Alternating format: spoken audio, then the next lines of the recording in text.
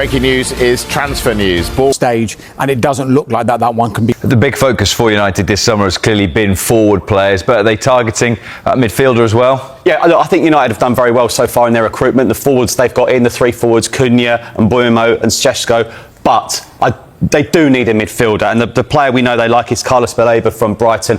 But the message from Brighton is, we do not need to sell. He's got a deal that runs until 2028, and also a Brighton club held option allowing him to extend a further stay for a further 12 months. Now, Brighton recruitment-wise have been brilliant, haven't they, over the years? And we know they don't let their players go on cheap. Moise Caicedo to Chelsea for 115 million in 2023.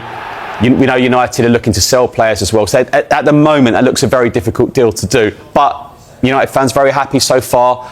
And also, obviously, there's Donnarumma. They like him as well at PSG. So they're not done yet. But obviously, 22 days to go. I'm sure they're looking to bring a couple more in.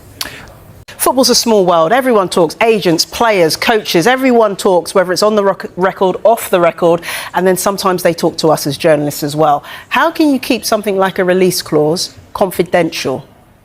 Depends. Actually, it's a good question because there's no one size fits all when it comes to release clauses. I spoke to an agent earlier on today, and he tells me it all depends on how the release clause is worded in the contract. So it's basically an individual case by case basis. Now, if a release clause is confidential, let's just take that case first of all, then a club, if they wanted to buy a player, would have to approach another club to find out, A, if there is a release clause, and B, the value of that release clause. It can be the case that details of a release clause can be made available to an interested club via a representative if that was what was agreed when that contract was signed with the release clause incorporated within it.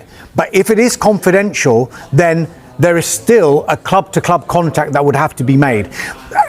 Loosely speaking, look, it should work as easy as if there's a release clause and a club meets that release clause, then the player can go and talk to the club if he so wishes to go and talk to that club. Which I thought was what happened. But given the information that we've got today, this might imply that there might have been a confidential element to this release clause. Hence,